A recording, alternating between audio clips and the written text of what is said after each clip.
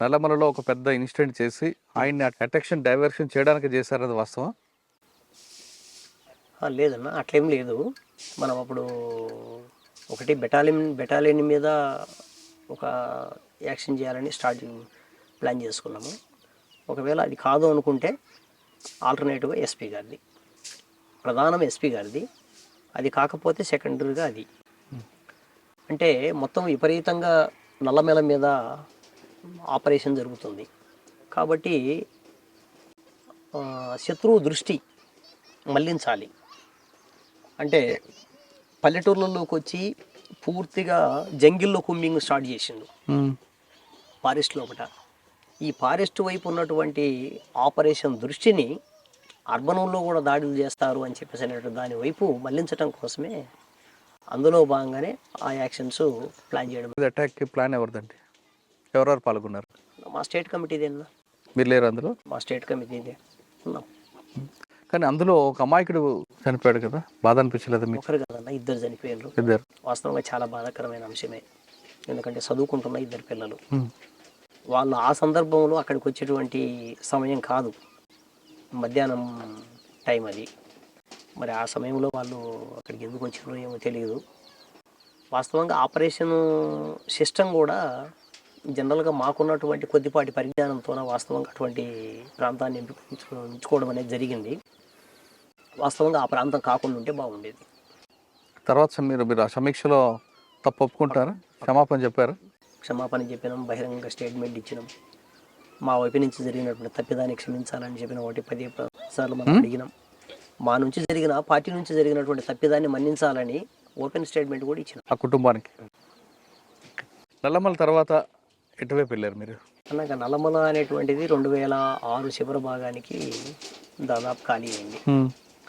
ఈ చివరి దశలో ఒక ప్రయత్నం చేద్దామని చెప్పేసి రాష్ట్ర కమిటీ స్థాయిలో చర్చలు జరిగి, నేను, అదే మన కోనపూరి ఐలయ్య, సాంబశివుడు, తర్వాత ఇక్కడ మన మహబూబ్ నగర్ నుంచి ఒక కామ్రేడు, అట్లా ఒక ముగ్గురుతోన ఏది మన జోనల్ కమిటీని ఒకదాన్ని ఏర్పాటు చేసినాం. ఈ జోనల్ కమిటీ కింద గుంటూరు, నల్గొండ, ప్రకాశం వివిధ ప్రాంతాలకు సంబంధించిన ధర నిర్మాణాలన్నిటినీ ఒక సెంట్రలైజ్డ్ చేసి ఈ సెంట్రల్ ఆపరేషన్ అనేటువంటి దగ్గర నుంచి మనం నడిపించాలి 4 జిల్లాల పరిధిలో అని చెప్పి కూడా అనుకున్నాం. అయితే నిర్బంధం తీవ్రంగా పెరగడం వల్ల సాధ్యం కూడా కాలేదు. మేము ఆ నిర్ణయం తీసుకున్న తర్వాత కూడా మళ్ళీ మాకు నష్టాలు జరుగుతూ వచ్చినాయి, చాలా నష్టాలు. దగ్గర దగ్గర 10-15 మంది కామ్రేడ్స్ మళ్ళీ చనిపోయినారు. సో ఇంక ఇది కరెక్ట్ కాదు అని చెప్పేసి తాత్కాలికంగా విరమించుకొని ఇక్కడ ఉన్నటువంటి మొత్తం ఆర్గనైజేషన్ ఎత్తేయాలని నిర్ణయం తీసుకున్నాం. అందులో భాగంగా చివరి అంకంలో ఇక్కడ ఉన్నటువంటి లాజిస్టిక్స్, కొన్ని వెపన్స్, మందుగుండు వగైరా వగైరా ఇవన్నీ కూడా వేరు వేరు ప్రాంతాల్లో పంపించడం జరిగింది. ఆ చివరి టైంలోనే అనుకోకుండా మేము కూడా పశ్చిమ కనుమల వైపు వెళ్ళాలి. పార్టీ మమ్మల్ని పశ్చిమ కనుమల వైపు పంపించడానికి సిద్ధం చేసింది సెంట్రల్ కమిటీ, స్టేట్ కమిటీ. అప్పుడు సెంట్రల్ కమిటీ నిర్ణయం. సో ఆ టైంలో నేను చెన్నై వైపు ఉండేవాడిని. చెన్నై వైపు పోయి ఇక్కడికి వచ్చి జస్ట్ ఈ వర్క్, ఈ పనులు కొంత రోజులు చూసుకొని అటు పోదామని చెప్పేసి వచ్చిన. ఈలోపు సాంబశివుడికి సంబంధించిన సంఘటన లింకులో ఆ సరుకులు సామాగ్రి అంతా కూడా బయటికి పంపే క్రమంలోనే సింగా ప్రసాద్ అని మా ఆర్గనైజేషన్లో భాగంగా నా మిత్రుడు ఒక ఆయన, ఇంకా మిగిలిన కొంతమంది కామ్రేడ్స్ అరెస్ట్ అయ్యారు. ఇంకా అరెస్ట్ అయిన తర్వాత అది కూడా ప్లాన్ అంతా రద్దు అయిపోయింది. ఇంకా మేము ఈ అనివార్యమైనటువంటి పరిస్థితుల్లో చెన్నై పక్కలోనే ఒక చిన్న షెల్టర్ తీసుకొని అక్కడే ఉండేవాళ్ళం, నేను, మా మిస్సెస్ మాధవి. ఈ క్రమంలో నేదురుమల్లి జనార్దన్ రెడ్డి గారి మీద అటాక్ ఎవరు చేస్తుంటారు? నా పార్టీ నిర్మాణంలో భాగంగానే ఏరియా టీం. అది కూడా ఫెయిల్ అయింది కదా? ఫెయిల్ అయింది. ఎందువల్ల? టెక్నికల్ ఇష్యూ అది కూడా. అది టెక్నికల్ సమస్య అనేది రివ్యూలో నేను లేను. మన టీమే కానీ డైరెక్ట్ స్టేట్ కమిటీ నుంచి ఒక టీమును సపరేట్ చేసి పంపించారు. ఓకే అన్న, పార్టీ ఆయుధాలు బయట నుంచి వచ్చేవి, కానీ రాకెట్ లాంచర్ అనేది నల్లమల నుంచి స్టార్ట్ చేశారు. రాకెట్ లాంచర్ డైరెక్ట్గా పట్టుకొస్తే పోలీసులు పట్టుకుంటారని దాన్ని పార్టీగా విడదీసి ఇదే ప్రాంతం చెన్నైలో తయారు చేసి ఈ ప్రాంతం నుంచి తీసుకెళ్లేవారు. ఒక్కసారి అది ఎలా లోపలికి వచ్చేది, ఏ విధంగా దాన్ని అసెంబ్లింగ్ చేసేవారు? కానీ మనకు కొరియర్ ద్వారా వచ్చాయి. ఈ కొరియర్ ద్వారా వచ్చినటువంటి వాటిని మనం ఇక్కడ సమకూర్చుకునే వాళ్ళం. ఇక్కడ గిద్దలూరు కానీ ఖమ్మం కానీ ఉమ్, మనకు కొరియర్ ద్వారా వచ్చాయి. అప్పుడు కొరియర్ ద్వారా రావడం అనేటువంటిది నార్మల్గా ఈ ఆటోమొబైల్స్కు సంబంధించిన సామాన్లు కూడా వేరు వేరు ప్రాంతాల నుంచి వస్తూ ఉంటాయి. SRMT Kranti transports. కాబట్టి ప్రత్యేకమైనటువంటి నిఘా దాని మీద ప్రత్యేకమైనటువంటి చెకింగ్ అటువంటివి ఉండేవి కాదు. మన వాళ్ళు అక్కడ తయారు చేసి వాటిని చిన్న చిన్న ముక్కలు చేసి పార్ట్స్గా పంపించేవాళ్ళు ఇక్కడికి. మనం ఇక్కడ రిసీవ్ చేసుకొని మన వెహికల్స్ ద్వారా మనం బయటికి తీసుకొని రూరల్ అంటే నల్లమల లోపలికి ఎలాగొచ్చేవి? ఎక్కువ ఏ దారి ఎంచుకునేవారు? నల్లమల అంటే మన గిద్దలూరు నుంచి దిగోమీటర్ రూటు ఒకటి ఉంది. దిగోమీటర్ నుంచి డైరెక్ట్ గుల్ల బ్రహ్మేశ్వర మఠం అని చెప్పేసి లోపల ఉంటుంది, జీపీఎం అంటారు. ఇంకా అదంతా కూడా కంప్లీట్గా ఫారెస్ట్. ఓకే. పెద్ద ఫారెస్ట్ లోపల. అంటే ఇక్కడ నుంచి ఒక 40 కిలోమీటర్ల లోపటి భాగం. మొత్తం ఇది ఎంత కలిపితే 80 కిలోమీటర్లు అన్న. నల్లమలకు సంబంధించిన వెడల్పు 80 కిలోమీటర్ల విస్తీర్ణం. ఇంకా చెప్పాలంటే 90-95 వరకు వేసుకోవచ్చు. కర్నూలు మహబూబ్ నగర్ వరకు. మహబూబ్ నగర్ నట్టు పక్కన పెడితే మీరు మహబూబ్ నగర్ లెక్కేసినా, కర్నూలు టు ప్రకాశం లెక్కేసినా, ఇట్లా దీని మధ్యన ఉన్నటువంటి విస్తీర్ణం 90 కిలోమీటర్లు. 90 కిలోమీటర్లు. ఈ 90 కిలోమీటర్లలో 45 కిలోమీటర్లు కర్నూలు, 45 కిలోమీటర్లు ప్రకాశం. ఓకే. ఈ 40 కిలోమీటర్లు లోపలి భాగం ఏదైతే ఉందో అది జీబీఎం, గుల్ల బ్రహ్మేశ్వర మఠం. దగ్గర దగ్గర 36 కిలోమీటర్ల పైసలకు వస్తుంది దిగుమేట దగ్గర నుంచి లోపలికి వెళ్ళడానికి.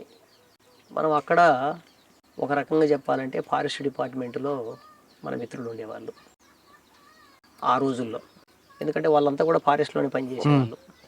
తర్వాత బ్యాంబు కటింగ్ నడుస్తూ ఉండేది. బ్యాంబు కటింగ్ నడుస్తున్నప్పుడు కాంట్రాక్టర్లు అంతా కూడా వెహికల్స్ పంపిస్తూ ఉండేటోళ్ళు లోపలికి. కాబట్టి మనకు డిపార్ట్మెంట్ నుంచి సహకారం ఉండేది, అట్లాగే కాంట్రాక్టర్ల నుంచి మనకు సహకారం ఉండేది. ఇంకా చెప్పాలంటే కొన్ని సందర్భాలలో మనమే సొంత వెహికల్ పెట్టుకొని కూడా చాలా రోజుల పాటు మెయింటెనెన్స్ చేసుకుంటాం. ఈ క్రమంలో ఎప్పుడు పోలీసులు ఎదురుపడలేదా?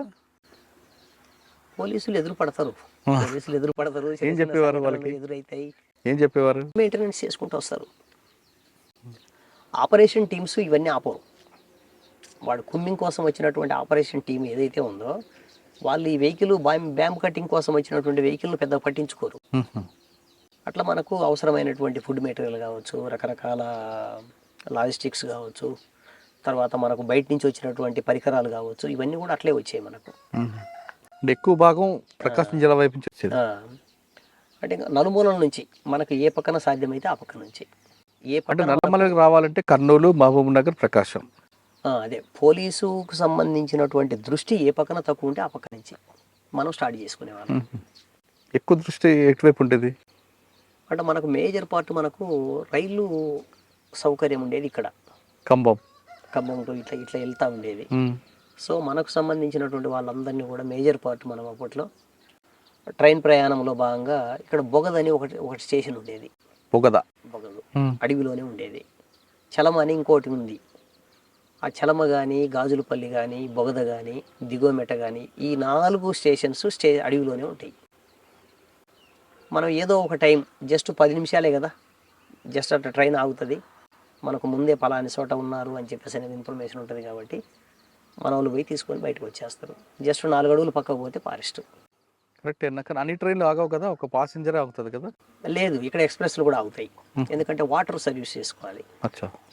ప్రతి ముఖ్యమైనటువంటి ఎక్స్ప్రెస్లు కూడా ఇప్పుడు కూడా, మరి ఇప్పుడు ఎట్లుందో తెలియదు కానీ నాకు, ఎందుకంటే కరెంట్ ఆపరేషన్ కదా ఇప్పుడు, అప్పుడు బొగ్గు బండ్లు మొత్తం ఆగాయి. ఆ రైల్వే స్టేషన్ మీద పోలీస్ ఫోకస్ ఉండేది కదా? ఉండేదే, కానీ నిరంతరం దృష్టి అనేది వాళ్ళకు కష్టమే కదా, అట్లా మనకు కలిసి వచ్చేది. అన్న దాదాపు 24 సంవత్సరాలు పార్టీకి సేవ చేశారు అన్న.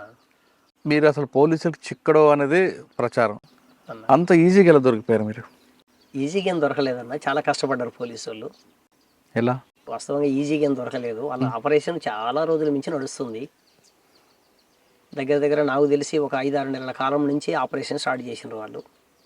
ముఖ్యంగా మాజీలను ఉపయోగించుకొని సరెండర్డ్ మావోయిస్టులను, అందులో భాగంగా హోంగార్డు చేస్తున్నటువంటి మావోయిస్టులను, అట్లా వాళ్ళని ఉపయోగించుకొని మన ఆనుపాన్ల మీద మీరు చెప్పినట్టుగా మొబైల్ మీద రకరకాల వాటి మీద వాళ్ళు కన్నేసి ఉంచిండ్రు.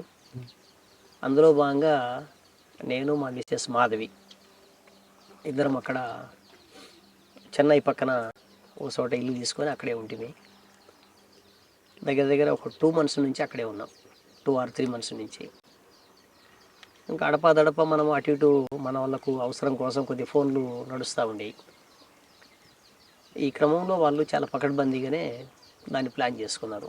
జస్ట్ ఇంకా 2 days 3 daysలో మేము అక్కడి నుంచి ఖాళీ చేయాలి, లేదనుకుంటే 1 week మహా అంటే. ఈ 1 week లోపల మనకు పార్టీ నుంచి కబురు వస్తుంది, మేము వెళ్ళిపోవాలి అక్కడి నుంచి. కరెక్ట్గా ఈ అనుకున్న టైంలోనే కొద్ది ఆరోగ్యం బాగాలేకపోతే చెన్నై వెళ్ళి చూయించుకొని వద్దామని బయలుదేరినాం. జస్ట్ బస్ స్టాండ్ దగ్గరికి వెళ్ళి బస్సు ఎక్కినాం. అప్పటికే వాళ్ళు బహుశా ఇంటి మీద, బస్ స్టాండ్ మీద, వీటన్నిటి మీద వాళ్ళకంటూ ఒక ప్లాను స్పష్టత ఉన్నది. అంటే మా గురించి పూర్తిగా సమాచారం ఉంది. ఈ సమాచారాన్ని ఆధారం చేసుకొని పోలీసులు అంతా కూడా లుంగీల మీద బస్సులోంచి దిగి ఇంకొక వెహికల్లో ఉన్నట్టుంది వాళ్ళు బస్సు ఎక్కిండ్రు. మన వాళ్ళు కూర్చోడానికి నాకు ముందు సీట్లు బాగా రష్గా ఉండే జనాలు. సో ఎక్కగానే ముందు సీటు ఖాళీ ఉంటే ఆ ఊర్లో ఉన్న అక్క, మా మాధవి అక్కడ కూర్చున్నారు ఫ్రంట్ సీట్లో. నేను వెనకాలకు వచ్చి ఇట్లా పట్టుకున్నా. మరి వాళ్ళు వచ్చినటువంటి వాళ్ళు కేవలం నన్ను మాత్రమే గుర్తుపట్టగలిగేటోళ్ళు మాత్రమే వచ్చినట్టుంది చూస్తుంటే. మొత్తంగా వాళ్ళ దృష్టి అంతా నా మీద ఉన్నది. ఎక్కినటువంటి వాళ్ళు నా వెనకాలకి వెళ్ళిపోయినారు. కామన్గా బస్సు ప్రయాణం చేసేటప్పుడు ముందుకు చూస్తాం తప్ప వెనక్కి చూడం కదా. ముందుకు చూస్తూ ఇట్లా పట్టుకొని ఉన్నా. టవల్ వేసిండు పైనుంచి, టవల్ వేసి వెనకాల నుంచి కట్టేసిండు. ఇంకా మిగతా 3-4 బిర్రు పట్టేసిండ్రు. ఇంకా నేను పీపుల్స్ వారు వర్దిల్లాలి, మావోయిస్టు వర్దిల్లాలి, ఈ నినాదాలు స్టార్ట్ చేసినాం. ఆ ఏరియాలో ఉన్నటువంటి జనానికి ఈ పీపుల్స్ వారు తెలియదు, మావోయిస్టులు తెలియదు. ఇంకా అక్కడి నుంచి మమ్మల్ని తీసుకెళ్ళి కారులో ఎక్కిచ్చేసిండు. మీరు ఒక్కరినైనా అక్క కూడా? నన్ను ఒక్కరినే. అక్కను పట్టుకోలే అప్పుడు. మరి మీరు స్లోగన్స్ ఇస్తున్నప్పుడు అక్క ఏం రియాక్ట్ అవ్వలేదా? ఏం రియాక్ట్ అవ్వలే. ఆమె కామ్గా దిగేసింది. జస్ట్ కొద్దిగా ముందుకు పోయి వాళ్ళిద్దరు దిగేసి నిదానంగా ఇంటికి వెళ్ళి ఈ వెళ్ళే క్రమంలోనే అక్కడక్కడ కాయిన్ బాక్సులు ఉంటాయి కదా, వాటితో బయట ఉండేటువంటి ప్రజా సంఘాల వాళ్ళకు, మన వాళ్ళకు, మిగతా వాళ్ళందరికీ తన ఇన్ఫర్మేషన్ ఇచ్చింది. అట్లా ఒక రకంగా ఆ సమాచారం ఏదైతే ఉందో అది మనలో బతికించింది.